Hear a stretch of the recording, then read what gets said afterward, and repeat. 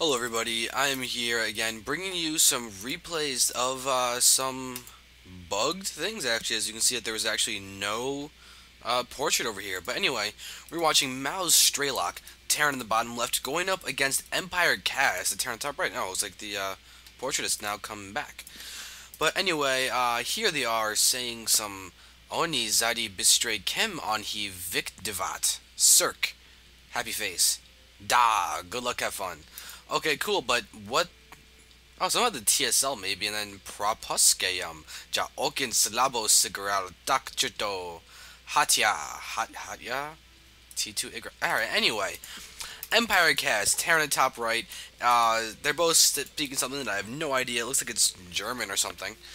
But, yes, apparently 24 kills for something, but EmpireKas is an incredibly strong Terran player. He's always been at the top of the ladder for a very long time. Very, very, very, very strong player. And he's going up against mouzStrelok, another very strong player, part of the, of mouz sports, very strong StarCraft 2 team. They've got HasuObs and other various things. And, oh, here we have ESL, go for SE2, Cup number 90, semifinal, Strelok versus Cass. So that's actually kind of cool to have that going there. So we now know the map order of this series: Xel'Naga, then Temple, then Shakuras. So it'll be good to see Shakuras Plateau, as that's no longer a ladder map, and I'm very excited to see what these guys are going to do. This is a cool series. I do have all those replays, so I will be having a best of 3 for you guys today. Now, you did see that this was from Go for SE2. They did release these replays, so definitely happy to be able to bring this to you guys. Right now, I do want to note the build orders are fairly similar, as TVTs generally start off so. But here we have gas starting to be mined over there, while it's basically at the exact same point from EmpireKas. The barracks finishes at almost exact same timing, and everything here is looking very similar. Now, the beginning of TVT is very different from the mid game and late game, because it gets to be one of the most dynamic matchups there are, really. I mean, siege tanks, marines, Vikings, the positioning that goes on, it is just it is an awesome, awesome thing to watch. Truly great TVT. Someone who has incredible TVT is Nova Starlife. We've seen him in a lot of TQ tournaments, and he's done so well, won many of them, and he's taken a lot of money from TQ, and that's incredibly impressive to have that continuously showing in those tournaments. But right now, I'm generally just wasting time as we see some things start to develop. Mules are mining. We do have good placement on the supply depot from EmpireKas. Going to go ahead and block some of the possible Hellion harassing coming around from this back door. Definitely a good move from him. It does not seem that Strelok is going to do the exact same thing. Alright, so now Strelok is just going to tech up, and I believe Strelok is actually in the TSL right now, so that's definitely cool. I don't know how he's doing, but he's a very strong player. And actually, the Liquid Huck versus the mouz HasuObs games. That was interesting. Okay, that's all I'm going to say on that one. But still, we do have these guys just teching them normally. We do have a barracks over here, barracks over there, 2 tech labs. They have Reaper. Multiple Reapers coming out from EmpireKas. Very interesting opening. Going to go ahead and get the command center as well while using the Reapers to contain Strelok. Very, very good move. Well, over here we have this 111 coming from Strelok. So we will have a starport ready. And, one second. Okay, apologies about that. I just had to pause for a quick moment. Now, we do have the Tech Lab going down on top of this factory, which really makes me think that Banshees are going to be the opener from Strelok. So that's definitely a very good move. It could be interesting to see how it's going to fare against this fast expand from EmpireKas. And what's going to happen with this SUV is not going to get hit by the Reapers. Ah, it's going to hit by that Reaper. So now the Reapers have been revealed, and now we're going to have to see what Strelok is going to do. He's going to go ahead and get his Banshees. Alright, Marines are here, spread fairly well. Will the Reapers get split up? We do have 3 out. That's enough to one-shot probes. It's a very important little bit of a statistic. As you can see that they do, there we go, 9 damage. But they do 2 attacks from each. That's 18 from each, and that's a lot more than the 45 health points of an SUV. So they do get one-shotted by 3 guys, but here we go. These guys are going to go ahead and... Oh, none go down. You can actually take out that tech lab, maybe. But here they're going to go ahead and hit some of those SUVs, one-shotting those ones, but 2 guys taken down. So the EmpireKas gets a few kills with these guys, and actually is able to sneak by over here.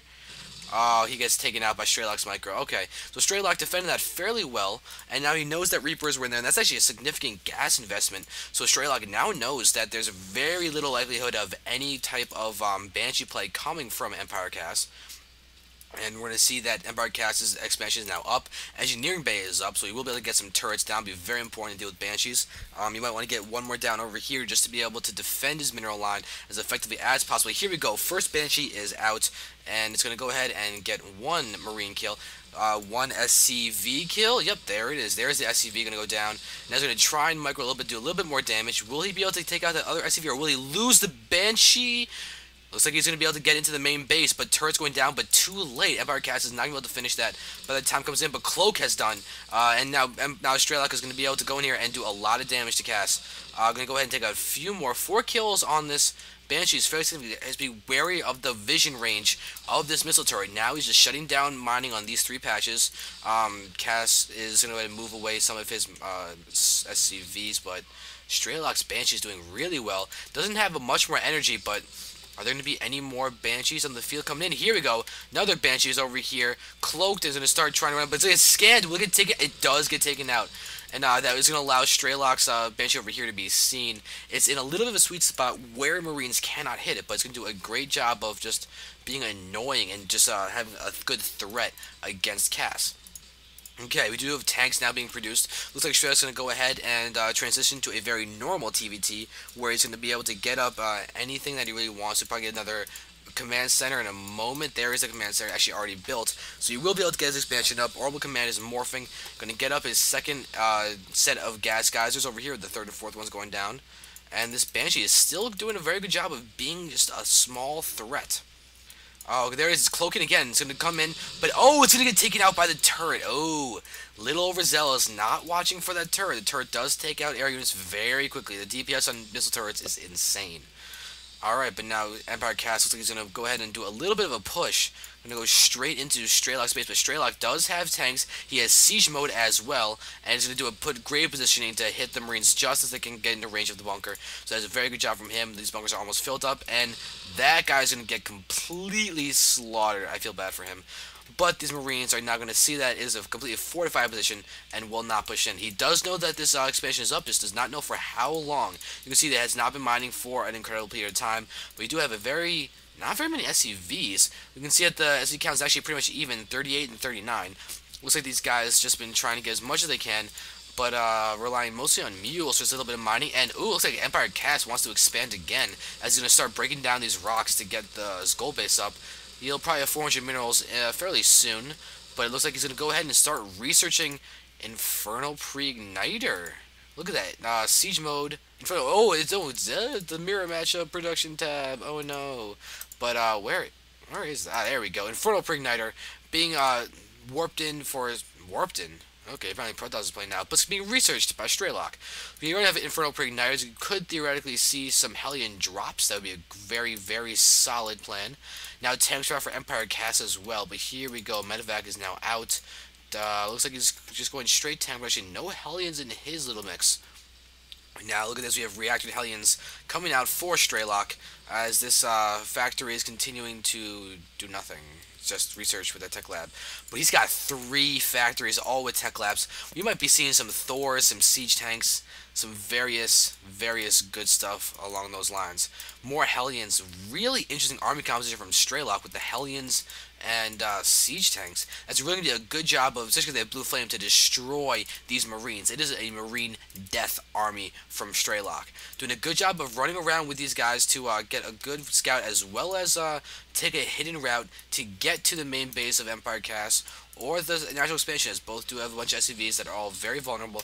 This command center is almost complete. They'll probably morph into a planetary fortress, and then EmpireKas will have a lot of mineral income with these gold mineral patches. Let's watch, see when it's going to do that, but EmpireKas, you can see, is really doing a good job of holding the spot. But here, oh, look at this. Here we have Blue Flame Hellions going to go ahead and take out so many SCVs. Ooh, the death toll is huge, but stim on those Marines, going to allow them to chase down the Hellions. One more Hellion hits, and there we go.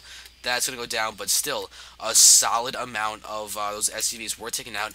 EmpireKas is now more for an orbital command over here. Wow, he really wants to get those minerals. Not going for the safer planetary fortress, probably because under the thought of the fact that siege tanks could easily outrange it and just siege it from afar. However, this will allow Strelok just to run it with Marines and snipe it almost instantaneously with a little bit of stim. Okay, here we go. We have the Thor adding into this very, very strong factory mix from Strelok. Tank, another Thor as well. Tank's back here. Going to just go ahead and try and just siege up against these guys. But, oh, moving that away just in time for Cass to go. Oh, he's going to elevatoring units. He's got to be careful of that. Missiles are getting a lot of free hits on those medevacs. But still, it gets taken out. And now Tech Labs are being targeted. Oh, but look at this. Oh, there's a good scan. Going to give those siege tanks some vision. Strelok has a lot of Thors, but they're taking a lot of hits. There's going to be able to snipe off some of those medevacs, but there's also a Viking here going to be able to do some damage. Thors take out those siege tanks, and oh, EmpireKas almost losing a fully loaded medevac. That could have been bad. But here we have a flank in the back, not going to do anything for EmpireKas, as Strelok is really holding up. Well, he's got a lot of mech units in this force, a lot of siege tanks, a couple Thors, and those Hellions with Blue Flame are going to do a very good job of just decimating this Marine count. Looks like EmpireKas is going to pull away. He's in a really interesting spot right now, as Strelok's got a very, very strong army. EmpireKas is now pulling back some SCVs to join in the attacking, and now this splash of the siege tanks, though, is going to take a lot of damage from Cass, but Cass just has a lot of Marines. It's going to be able to take all these out. No, there are too many siege tanks in the back, and Cass is going to be forced to retreat. He does deal a lot of damage to the mech units of Strelok, though, and this will take a fair amount of time to build back up. However, EmpireKas is now behind the food count, lost SCVs. They had to pull those to tank some of that siege tank fire.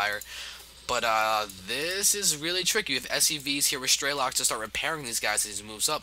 But he's going to just siege up. It's going to be able to start taking down those SCVs mining the supply depot as well as the command center. Alright, but here we go. Reinforcements from EmpireKas. He's got a Marauder within the mix now. Going to be able to start using that to try and hit some of these tanks before they can really do much.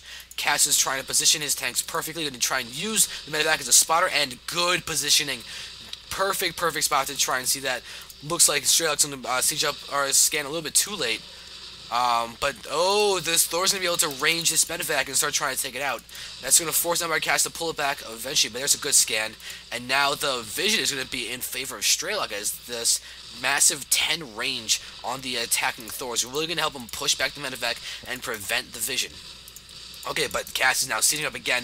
But, oh, look at that. Siege tanking. Oh, God, the tanks are getting hit. This guy is going to fall. Yes, that tank does fall. But looks like Strelok will be able to take out that. He's not going to. He's going to go ahead and try and take out that medevac. He's getting up his own goal, but he's using Blue Flame Hellions to take out the rocks. That's not going to go very well. But here we go. Looks like EmpireKas needs to start repairing. Oh, get these guys. All these SCVs need to be an auto repair, as this Orbital Command has taken a lot of hits without being repaired. Okay, there we go. EmpireKas is going to go ahead and retreat and just go back to his main base, as Strelok is really going to siege a great siege line. A lot of siege tanks are in his army. Looks like EmpireKas going for a more bio force with all these Marines in the mix. But now, oh, Strelok's. Oh, he's getting Orbital Command too, but this is going to be really vulnerable right now, as Strelok is not sieged up. He's going to have to retreat, as these, oh, but the huge tank lines definitely going to favor Strelok, but he's got to get vision. His tanks, one of them is in range, and this guy, yeah, these guys can hit each other, but that is it. There is the, oh, his splash is actually hitting another tank as well. They actually get a good hit. Going to take out, but now this is a kind of a stagnant position for these guys. Strelok's tanks could increase the effectiveness of their line if they just started inching up, try and take out these medevacs. But oh, looks like EmpireKas wants to go down here and start seeing there's another base back there. But these rocks are still up. He could take out those rocks, use his more mobile army to go back into the natural expansion of Strelok, but it does not seem like he's going to do that. Right now, his Orbital Command is just over here. Looks like he's going to start getting back the gold. There it is. Going to land that over there. Alright, now oh, yep, there it is. Looks like EmpireKas is going to start taking down these rocks and try and pull back. Is Strelok going to be aware of this? He might be able to see that. Yep, he does know. And he's gonna. There's a scan going to siege. Oh, but siege tank's going to siege, and they're going to be able to hit all of those Marines and tanks. And oh god, EmpireKas is losing a lot to these guys. And good save by Cass to. Ooh, he's going to elevator direct onto here, but there's going to be a Thor here going to help, but the splash damage, Strelok's tanks are taking so many friendly fire hits, but they're just going to decimate all those Marines from Cass, and now Cass is in a bad spot, losing all those Marines.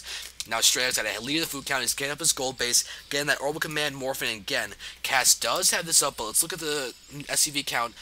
57 for Strelok, with 42 for Cass. Cass has lost a lot of SCVs in battles where he had to pull them and try and use them as effectively here. But Strelok is going to go ahead, start sieging up, going to get the scan, and he's going to start taking out. Oh, the Thor taking out one of those siege tanks incredibly quickly. But now there's Strelok using Blue Flame Hellions to take out a tank. Wow. Okay. But now Cass has got his orbital command. It's about to go down, but Strelok not targeting those SCVs, pulling back, keeping his Hellions alive. His orbital command is getting repaired. He's doing a very good job of draining the resources and income from Cass because he's being forced to use those SCVs to repair.